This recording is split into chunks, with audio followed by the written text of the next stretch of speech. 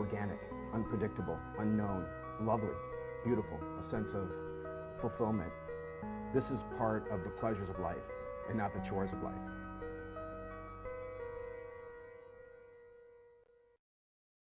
Coming up on Daily Iowan TV, Homeless and Abandoned, find out what former Hawkeye court attendants are doing since being forced to leave their homes. And students are not the only ones being tutored this year. See why the university is requiring teachers to be tutored as well. And in sports, interviewing Christian Kirksey. All that and much more is coming your way next. Daily Iowan TV starts now. I'm Tom Brokaw. For more than 100 years now, the University of Iowa community has been waking up to the Daily Iowan. Today, it's the largest newsroom in eastern Iowa. And now you can see the news every night on Daily Iowan TV and get it anytime worldwide at dailyiowan.com.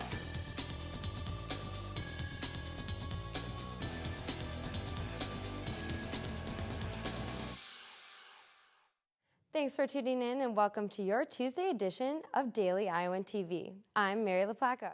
And I'm Kara Bimschlager. For the past 45 years, Hawkeye Court Apartments have offered students affordable housing, but those memories will soon rest in piles of rubble. Demolition on the apartments began in June, leaving tenants in search of a new home.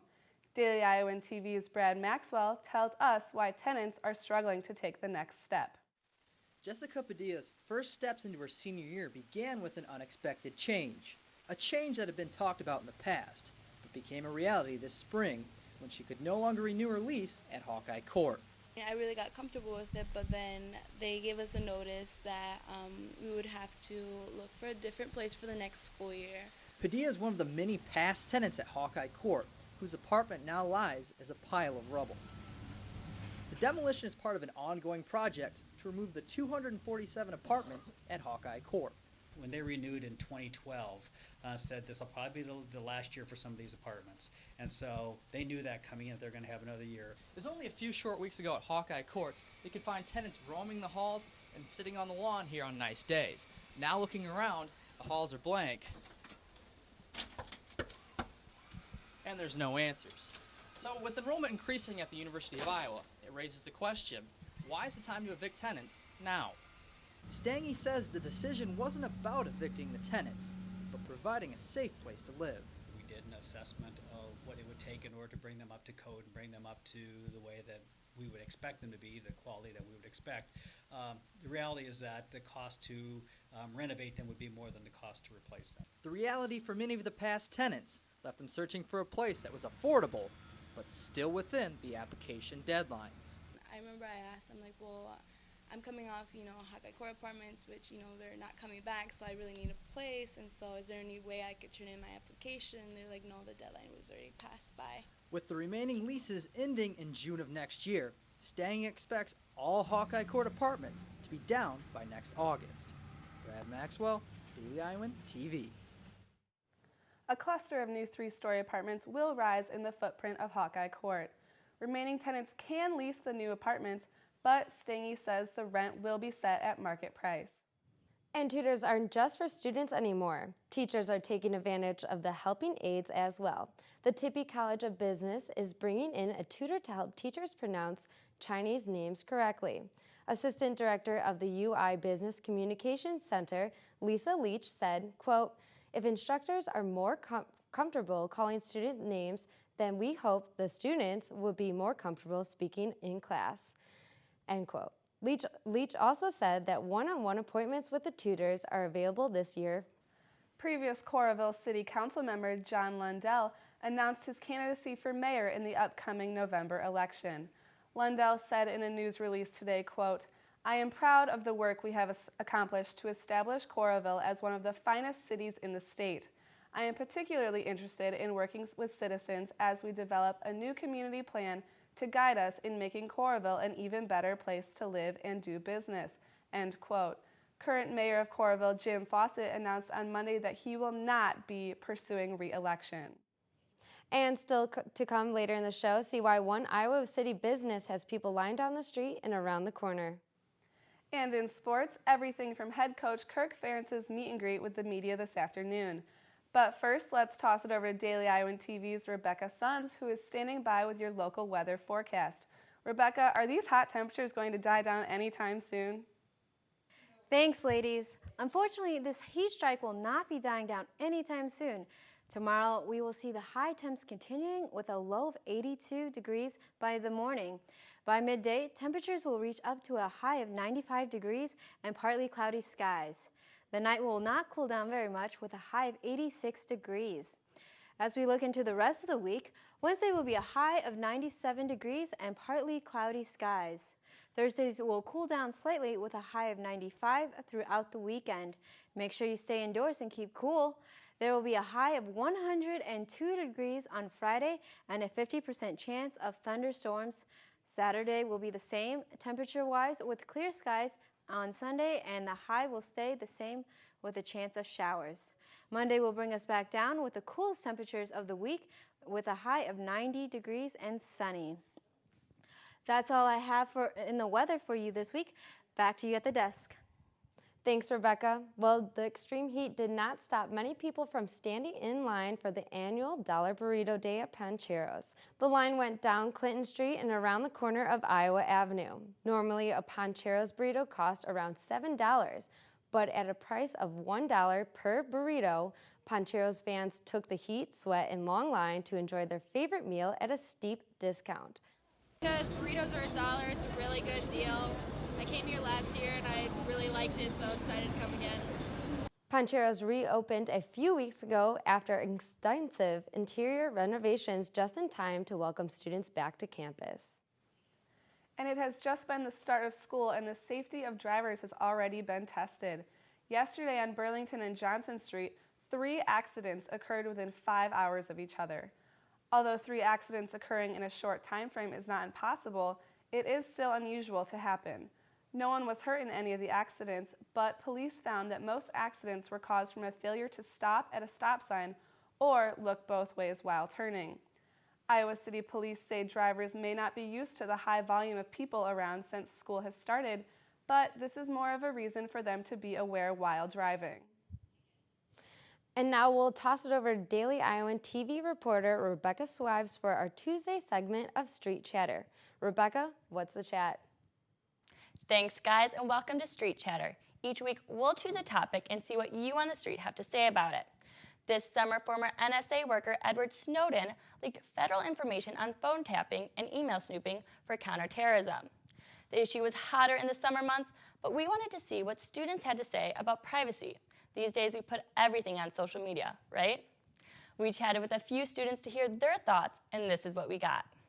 If they do have a reason to record a message, go to the judge, get the correct paperwork and everything, follow the correct lines.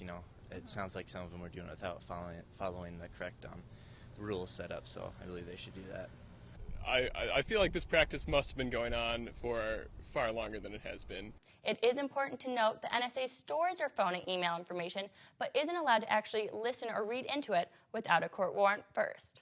We'll be back next week with more chatter. Back to you guys. And now let's take a look at what is happening outside of Iowa. The recent chemical attack in Syria is causing discussion in many countries. The French president said today that the country is prepared to punish those responsible for the attacks. Also, the Prime Minister of Britain called Parliament in for a discussion and vote on possible action in response to the use of chemical weapons. The United States is also feeling the results of conflict in Syria. The fighting overseas is pushing down the stock market, and the price of crude oil is higher than it's been in 18 years. The threat of rising fuel costs is also causing airline stocks to fall. And now we'll toss it over to Muriel Kone, who's standing by in the Daily Iowan Sports Studio with everything you need to know about black and gold. Take it away, Muriel. Hello and welcome back to Daily Iowan TV Sports Studio. It's a Gridiron Tuesday here on the program tonight with head coach Kirk Ferentz at the podium and addressing members of the media earlier this afternoon. It was a rough 2012 for Ferentz, whose team's 4-8 performance was among the worst the seasons the $3 million man has since taken over the program in the late 90s. But as always, a new season brings new expectations, new players, and well, for Iowa City and the state of Iowa for that matter, a renewed sense of hope and optimism. Among the topics the head Hawk discussed, the intelligence of new starting quarterback Jake Rudock and the challenge his defensive line faces this upcoming Saturday. Let's listen in. It seems like one of Rudock's real attributes is that he seems like he's a really bright guy. Is that maybe part of the reason he is where he's at? It didn't hurt him, and he is bright. I asked him last night what he was taking. He happened to be in the office last evening, and, you know, I didn't take many of those courses, I can tell you that, okay, that he's taking, so probably none of those courses, to be specific. He's on a different planet, but that's a good thing. But he communicates well. He's not an egghead, if you will, or whatever. I mean, he's a guy on the team that really does a good job, and but he's a smart guy, but he's also a guy who prepares. How do you feel about your defensive line at this point? I think we're gaining ground, but this is going to be a great test. Again, I think the one thing about Northern, if you just focus on the quarterback, you're missing the boat. There's 3 years of success there. There's more than 3 years, but the last 3 years, tough to match those numbers. So they've got a lot of good players, a lot of spots, and where I'm going on this, I mean, they've got a good Big Ten offensive line, not just a Big Ten offensive line. They've got a good Big Ten. All their guys are back. They're big physical guys. So it's going to be a real. It's not like we're waiting 4 weeks to see how we match up with anybody. This is going to be quite a test. We got more tests coming too, I know that, but this one right off the bat is going to be a real challenge for our guys up front. Ferentz, not the only member of the Black and Gold to step to the mic this afternoon. Our own Alyssa Bergamini caught up with defensive captain and St. Louis native Christian Kursky to get his thoughts on Northern Illinois quarterback Jordan Lynch, defending Kinnick and the rest of the Hawks' 2013 schedule. Hey guys, Alyssa Bergamini alongside Christian Kirksey. Christian, Jordan Lynch, he's a dual threat quarterback. He's pretty fast. How will you guys keep up with him in this heat? Well, just try to contain him into the box. Make sure you don't roll out the pocket and things like that, and just be aware of that he can threat you with his arm or he can threat you with his legs. So we got to run to the ball, gain tackle, because we've seen him last year breaking a lot of single tackles. So the more people to the ball is more problem for him. And what are your expectations for this game against Northern Illinois? You guys played them last year in Chicago. Are you excited to play them here in Iowa City? Yes, just our whole thought process is defending Kinnick, winning our home games, and just trying to beat them again like we did last year, and just go out there and have fun and just see where we at as a team. Last year we had a bad season, but we're just trying to have a turnaround and just see where we at as individuals and as a team. So. You guys are playing a full stack schedule this year. Who are you most looking forward to play against and why? I really don't have a specific team. I just take every game, just take opponents and just focus on them. So I don't really have a specific game, but I'm just ready for the first one. So. Okay, thank you, Christian, and back to you guys at the desk. Football, not only the sport making news on the program tonight, Lisa Bluder's women's basketball team found out who will be standing in their way of a 7th straight NCAA tournament appearance after the Big Ten Conference announced its schedule earlier Tuesday afternoon. Bluder's bunch will be playing 16 conference games, including 8 in Carver Hawkeye Arena. Conference play begins just after the turn of the calendar year on January 2nd, concluding in early March at the Big Ten tournament in Indianapolis. In a release, head coach Lisa Bluder acknowledged the difficulty of the Big Ten Conference, saying, quote, "Our conference schedule is demanding every year, and 2014 is no exception. The Big Ten is one of the toughest conferences in women's basketball. Every night we step on the court, we will face quality opponents." Even more perspective coming up on our Wednesday edition of the program, along with a number of other things going on in the Black and Gold sports world. Unfortunately, that's all the time we have for today's show. So for now, Kara, Mary, it's back to you guys. Thanks, Muriel. And only with Daily Iowan TV can you get an exclusive look into what you'll see in Wednesday's pages of the Daily Iowan. Get the latest updates on the construction of the IMU. And learn how Iowa City school districts are incorporating locally grown food into their food plans.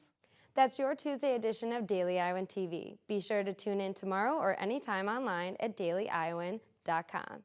Thanks for watching and have a great night.